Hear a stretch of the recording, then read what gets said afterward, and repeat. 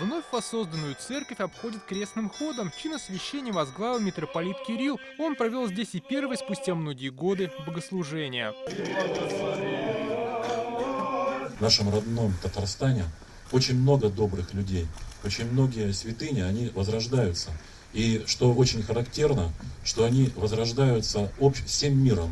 То есть знаете, что у нас и мусульмане, и христиане, и все мы, так сказать, переплетены этой жизнью вместе уже долгие века. И в этом наша сила нашего народа. Михаило-Архангельская церковь была построена в 1757 году местными жителями. Спустя век на средства помещиков Соловьевых деревянный храм расширили и реконструировали. Появилась и церковно-приходская школа. В начале 20 века в церкви снова сделали ремонт. Как оказалось, следующего пришлось ждать больше 100 лет.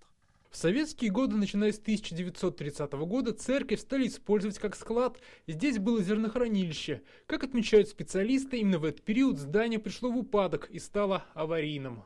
При поддержке Рустама Минниханова реконструировать церковь решили в 2019 году. Заказчиком при сопровождении Комитета по охране объектов культурного наследия стала Казанская епархия. К восстановлению подключились и меценаты. Хочется выразить слова признательности всем тем людям неравнодушным, которые подняли тему восстановления этого действительно уникального памятника. Идея была поддержана правительством республики, были выделены соответствующие средства, тем более, что очень непросто шло восстановление. Работу сначала доверили вологодскому реставратору Александру Попову. Он разобрал и увез церковь. Однако затем стороны не сумели договориться о цене и сроках реставрации. Церковь в неприглядном виде вернули на родину. С реставратором были суды, и по ним его оштрафовали. Действительно, непростой такой объект, он многострадальный, можно сказать, действительно, потому что и была смена подрядчика, и были скандалы, о которых не хочется вспоминать сегодня.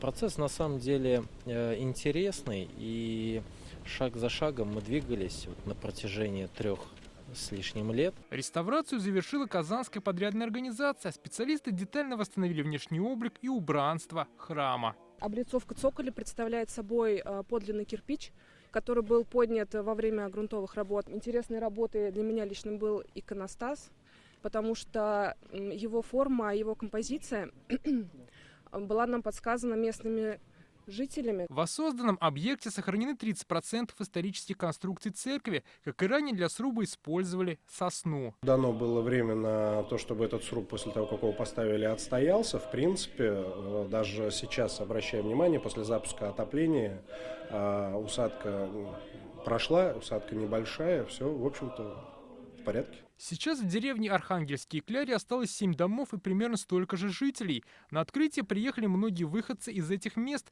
Люди ждут, с воссозданием церкви деревня тоже возродится. Ждали, надеялись раньше восстановить, даже собирались сами собрать. Для деревни это очень большая радость. Домов осталось мало, но люди надеются, что деревня возродится. Очень приятно здесь.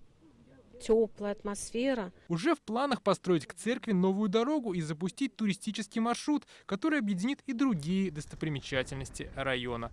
Дмитрий Арин, Лейсан Саитова, ТНВ, Камско-Устинский район.